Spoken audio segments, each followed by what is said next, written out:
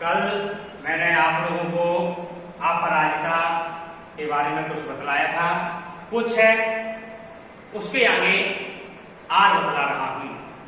तो मैडम, मैं चाहती हूं कि कोई मुझे सामान्य सा भी सहारा ना दे। जो कल आपने सुना था कि मांस का पिंड बस है, और तो उन्होंने कहा कि मैं किसी से सहारा लेना नहीं चाहती हूं। आप तो देखती हैं, मेरी माँ को मेरी कार चलानी पड़ती है। मेरी कार कौन चलाती है? मेरी माँ चलाती हैं। मैंने इसलिए एक ऐसी कार का रिक्शा बनवा दिया है जिससे मैं अपने पैरों के निर्जीव अस्तित्व को भी सजीव बना दूंगी। एक ऐसा रिक्शा बनाया है कि जो मेरे पैर निर्जीव हैं उनको भी कृत्रिम रूप से सजीव कर सकूं। मैं अपना सारा काम स्वयं निपटा लेती हूं। उसने मुझे तस्वीर दिखाई, समस्त सामग्री उसके हाथों की पहुंच तक ऐसे भरी थी कि निचला धड़ ऊपर उठाए बिना ही वो वस्तुओं को अपनी ओर खींच लेती थी या अपने पास बुला लेती थी। किंतु उसकी आज की यह पटुता के पीछे है एक सुदीर्घ कठिन अभ्यास की यातनाप्रद भूमिका। अब अपंग है, कुछ ना कुछ तो कठिनाई उसको आई होगी शुरू में सीखने में, पर जब वह प्रत्येक दिन हो गया तो उसे अब कोई कठिनाई का सामना नहीं करना पड़ता है। स्वयं डॉक्टर चंद्रा के प्रोफेसर के शब्दों में, हमने आज तक 2 व्यक्तियों द्वारा सम्मिलित रूप से नोबेल पुरस्कार पाते अपने ही विषय में सुना था, किंतु आज हम शायद पहली बार इस पीएचडी के विषय में भी कह सकते हैं। देखा जाए तो यह डायरेक्टर भी संयुक्त रूप से मिलनी चाहिए। डॉक्टर चंद्रा और उनकी अद्भुत साहसी जननी यानी मां श्रीमती टी सुब्रमण्यम को 25 वर्ष तक इस सहिष्णु महिला ने पुत्री के साथ साथ कैसी कठिन साधना की है। एक मां ने अपनी पुत्री की जिंदगी बनाने के लिए अपनी जिंदगी निछावर कर दी, और इस साधना का सुखद अंत हुआ। क्या अंत हुआ कि सन 1976 में जब चंद्रा को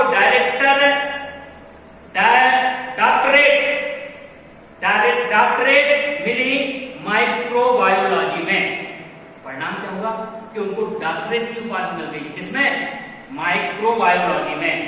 अपंग स्त्री पुरुषों में इस विषय में डॉक्टरेट पाने वाली डॉक्टर चंद्रा प्रथम भारतीय महिला थी। प्रथम भारतीय थी। जब इसे सामान्य ज्वर के चौथे दिन पक्षाघात हुआ था तो गर्दन के नीचे इसका सर्वांग अचल हो गया था। गर्दन के नीचे सभी अंग क्या हो गया था? अचल हो गया था। भयभीत होकर हमने इसे बड़े से बड़े डॉक्टर को दिखाया।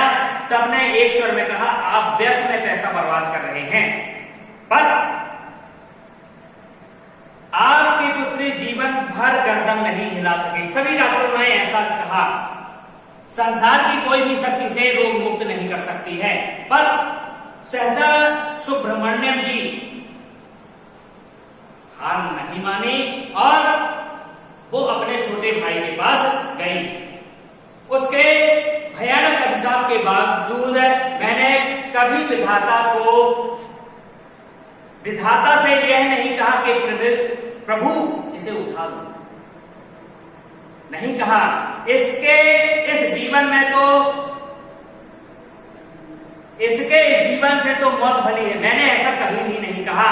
मैं निरंतर इसके जीवन के लिए भीख मांगती रही कि हे ईश्वर, इसके शरीर में प्राण बस रहे हैं तो मैं इसको आगे बढ़ा सकती हूं। मैंने इसे कभी धिक्कारा नहीं है, केवल सिर हिलाकर इधर उधर देख ही सकती थी। ना हाथों में गति थी ना पैरों में, फिर भी मैंने आशा नहीं छोड़ी। कहते हैं कि उम्मीद से आसमान टंगा है, उम्मीद से आसमान टंगा है। एक आर्थोपेडिक सर्जन की बड़ी ख्याति सुनी थी और मैं वहां पे गई। 1 वर्ष तक कष्ट साथ उपचार चला और एक दिन स्वयं ही उनके ऊपर ऊपरी धड़ में गति आ गई। विश्वास करो, विश्वास करो, मन में विश्वास रहे तो हम अपने कार्यों में निश्चित ही सफल होंगे। तो हुआ क्या कि उनके शरीर ऊपर वाले हिस्से में क्या हो गई, गति आ गई, जान आ गई। नन्ही उंगलियां मुझे बुलाने लगी। निर्जीव धड़ को मैंने सहारा देकर बैठना सिखा दिया। जो निर्जीव धड़ था उसे उनकी मां ने, सुब्रमण्यम जी ने बैठना सिखा दिया। 5 वर्ष की हुई तो मैं ही उसका स्कूल बनी। मेधावी पुत्री की विलक्षण बुद्धि ने फिर मुझे चमत्कृत कर दिया। उसकी बुद्धि विलक्षण थी।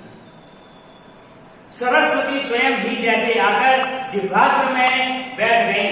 बेंगलोर के प्रसिद्ध माउंट कार्मेल में उसे प्रवेश दिलाने में मुझे कॉन्वेंट द्वारा लगभग धरना ही देना पड़ा।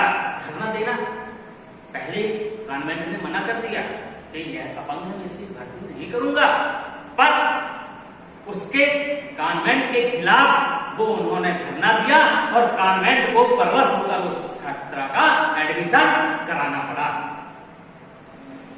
नहीं मिसेज सुब्रमण्यम मदन ने कहा, हमें आपसे पूरी सहानुभूति है, पर आप ही सोचिए कि आप अपनी इस पुत्री को कैसे घुमाएंगे पूरी क्लासरूम में। तो उन्होंने क्या उत्तर दिया, देखिए बड़ा सुंदर उत्तर दिया। मैं इस बच्ची के साथ 24 घंटे लगी रहूंगी। उनकी मां की ये वचन थे। वे पीरियड दर पीरियड वहां पर खड़ी रहती और प्रत्येक परीक्षा में सर्वोच्च स्थान और स्वर्ण पदक भी जीते।